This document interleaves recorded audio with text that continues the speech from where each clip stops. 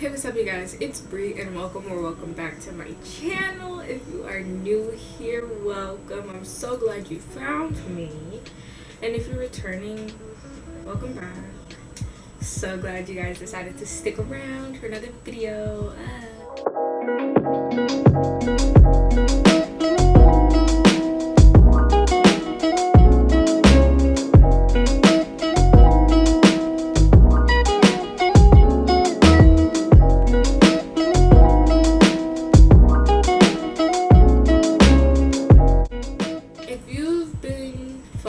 Channel since my first video, you know that one of my first videos was my Netflix recommendations. Well, I thought I'd make that kind of a series where I take stuff from different streaming services and make recommendations out of them. So today we're doing Disney Plus recommendations, and I'm super excited because I love Disney Plus. I've had Disney Plus since Disney Plus came out. And I was really excited for it when they announced it. So before we begin, I'm just gonna let you guys know this is your reminder. Ring the reminder alarm bell. Booby booby booby wow wow wow wow wow. This is your reminder to drink some water. I think every video I'm gonna remind you guys to drink some water, because you gotta be drinking your water. You gotta be staying hydrated. You can't be dry out here because people will make fun of you if you're dry. I don't want to be dry, so. Sip, sip, sip, sip, sip, sip, sip, sip, sip.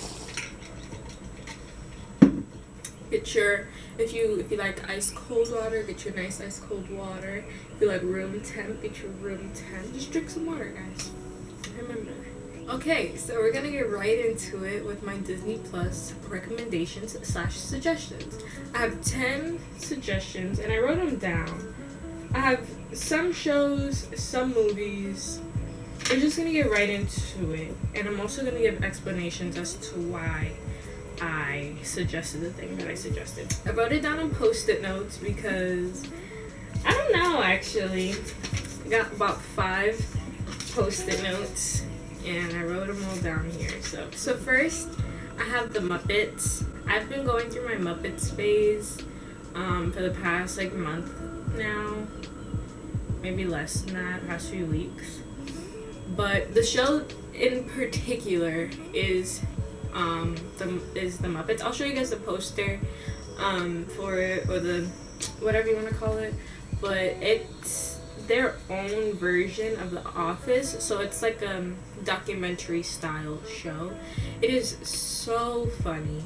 I love that show. There's only one season and it came out in 2015, and I doubt there's gonna be more seasons, but it's really funny. It's worth the watch. If you like The Office, then I definitely think you'll like the Muppets, because it's the same concept, you know what I'm saying, except instead of real people, it's puppets. That sounds weird and kind of childish, but it's really funny, and a lot of it is like dry humor. So if you like dry humor, if you like The Office, I think you'll like 2 of the things that I put on my list. Next on the list is Once Upon a Time. Now, this show, I have a love-hate relationship with this show, because in the beginning it is super good. Like, the storyline, amazing. But more towards the last couple of seasons, it kind of takes a turn, and I don't really like it that much. But the first 3 seasons, I highly recommend. The writing isn't that good, but the storyline is beautiful, amazing, and I love it. If you don't know what it's about all of the fairy tale stories, like all the characters from the fairy tale stories are put under a curse, and they're sent to the real world, or the non-magic world, and they don't remember who they are. So Emma Swan, which is the daughter of Snow White and Prince Charming, she has to come and save them all and get them to remember who they are. It's a good watch. I recommend it if you're into like putting a twist on like fairy tales and preset and predetermined stories, if you like putting a twist on them, I recommend Once Upon a Time. Next on the suggestions list is the entire MCU. All of it. Just watch all of it. But my top 3 recommendations, or my top 3 favorites, are Captain America Civil War, Black Panther, and Avengers Infinity War. But I will say that I recommend watching the entire MCU before getting to those, because those are kind of the last few movies. Like, they're in the last phase of the MCU movies. So I recommend watching phases 1 and 2 before you get to 3 and 4. Next on the list, we have The Proud Family. The Proud Family is one of my comfort movies.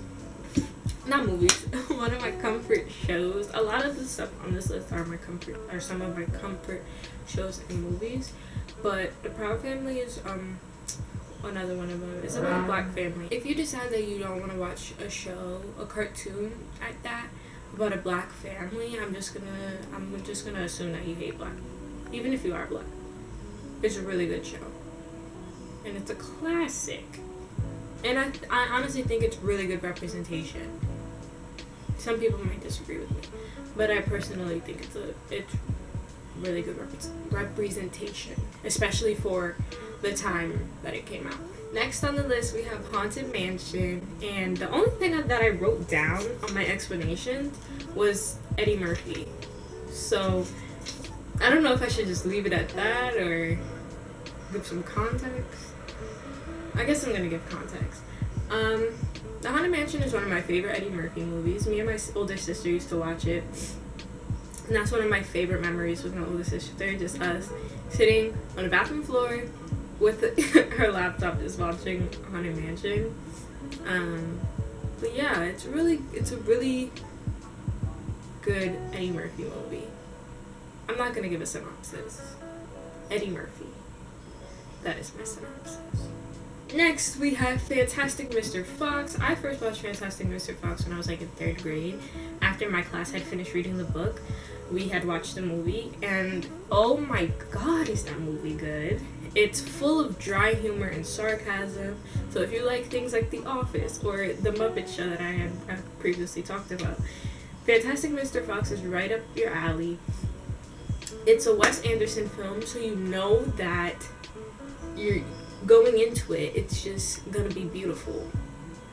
It's a stop motion kind of claymation type of movie, which I love those type of movies. If you know me, you know I love Coraline, which is another stop motion movie. Fantastic Mr. Fox is another. It's beautiful. It is beautiful. I don't know why I'm getting so like passionate about this, but that movie is beautiful and it's so funny. And that's one of my top